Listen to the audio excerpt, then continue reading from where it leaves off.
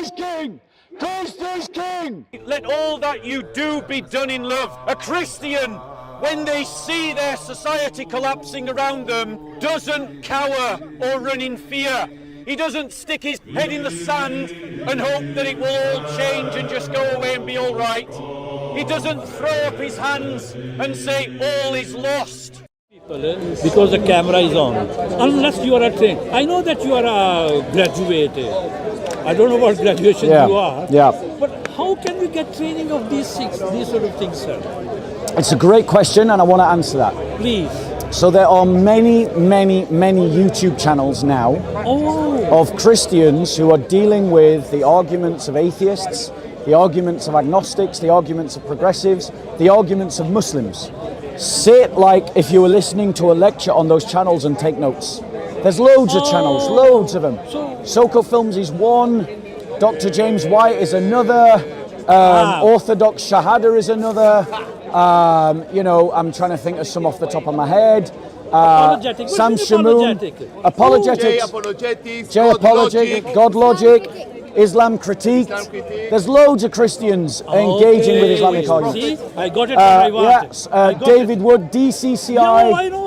Okay, just listen to those videos, write down your notes, and then you'll learn. But the reason why Christians shouldn't come to this corner and debate with the Muslims is, unless they're trained, is because this isn't a form of entertainment.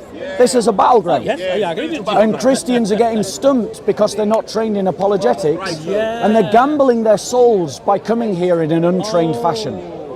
And that's why I want to discourage Christians. If you come and you're not trained in apologetics, don't give cannon fodder to the Da'i channels, ignore them. If they put a camera on you, say stop the conversation. So these are the and people. Bring them to the trained Christians who are debating the Muslims every week. So these are the people when I listen to them. Yeah.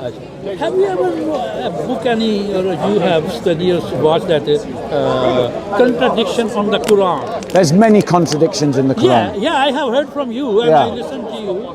But I would like to make a note so that I have found in a David Wood. Oh, very good. Yeah. Tons of. Yeah. Tons Yeah. You could just listen to David Wood. You could listen to me. Well, like Islam contradicts science. It contradicts history. It contradicts geography. The Quran contradicts itself. You know, it says in one part of the Quran that no vision can behold him, and in another part of the Quran it says their face will brighten for seeing their Lord. That's a contradiction. I write it on these sort of things as well. And when you mention, you one day say, shut the mouth of man about what they call Holy Spirit. Yeah. And he walk away. Here's a book. As my friend. Thanks be to God. It was a great desire to see you. Yeah. God bless you. I appreciate your prayers. Just only we can pray. Where are you guys from, brothers? We are from London. London. Okay. Yeah. Sorry?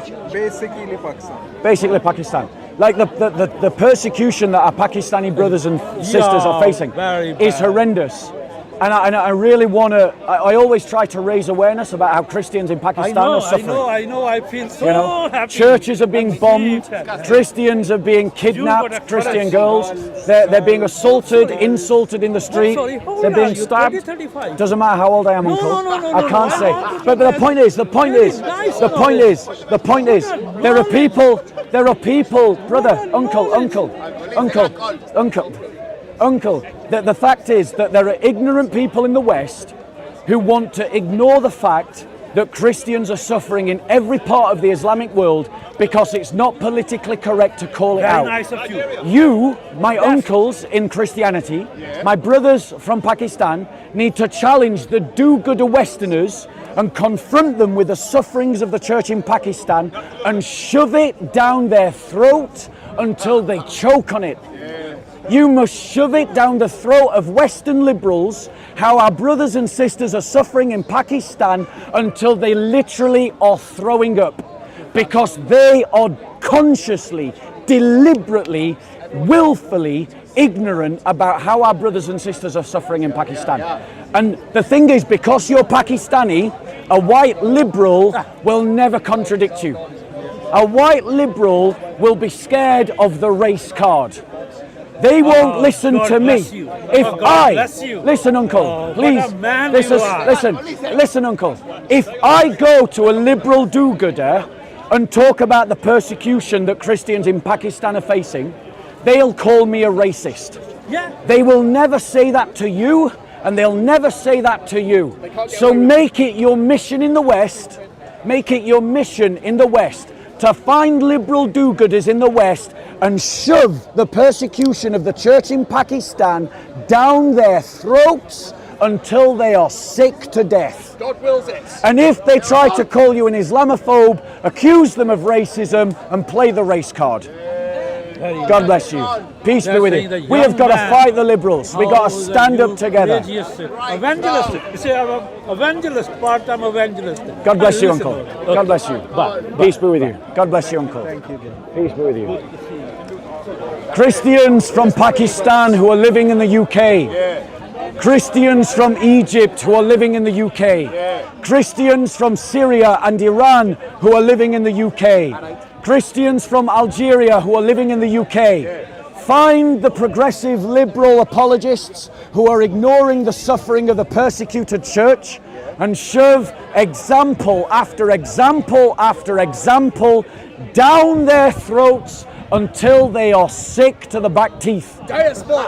Those liberal hypocrites lecture us about Islamophobia in the West whilst ignoring Christophobia across the entire Islamic world. Christians from Nigeria shove the genocide of the Christians down the throats of all the progressives that you know. Force them to deal with it. Force them to confront with it. Because those liberal progressives are hypocrites who are justifying the persecution of Christians in the Islamic world because they're frightened of being accused of being racism. The reality is, you cannot hide behind the shield of racism when a question of justice is at stake.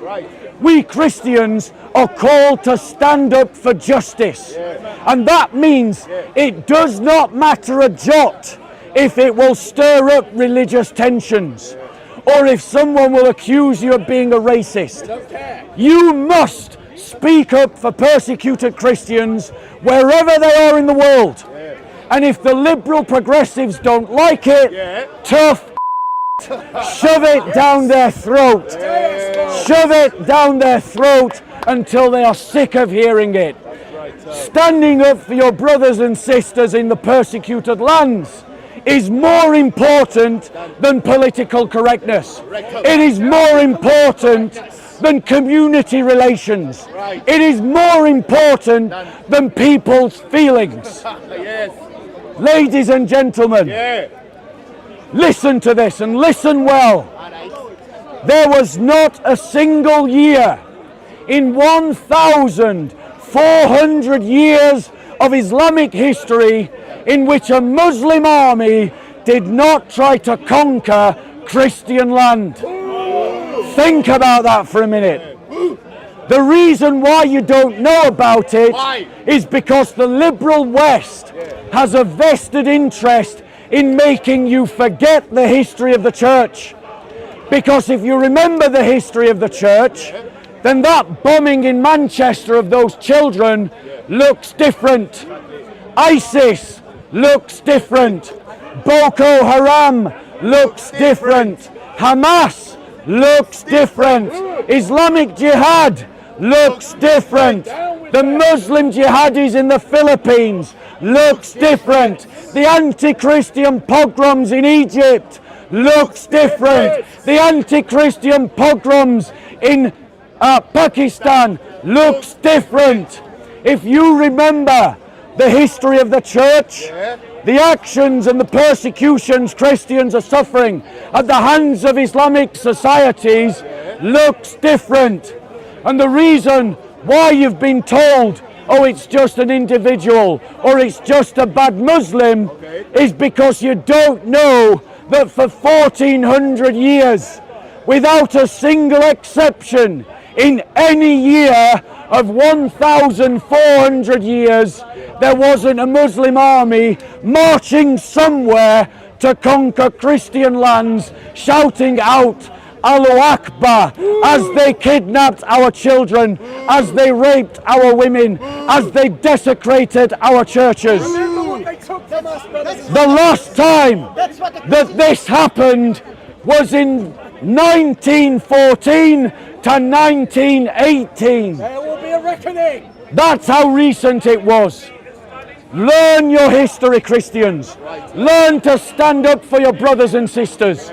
Stop being weak. Stop being cowardly. Your loyalty to the church is more important than your loyalty to the UK or France or Spain or Germany or the United States. Our loyalty as Christians is to the church. Church is where our loyalty is. The church lives. The caliphates are dead. Our church is still here. The caliphates are dead. The church is still here. Our church is still here.